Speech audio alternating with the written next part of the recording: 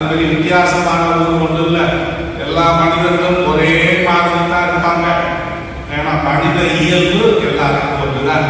ஒரு கன்னிப்பெண் கல்யாணம் ஆவதற்கு முன்பாக கருவுற்றிருந்தார் என்றால் அவரை நீங்களாம் ஏற்றுக்கலாம்.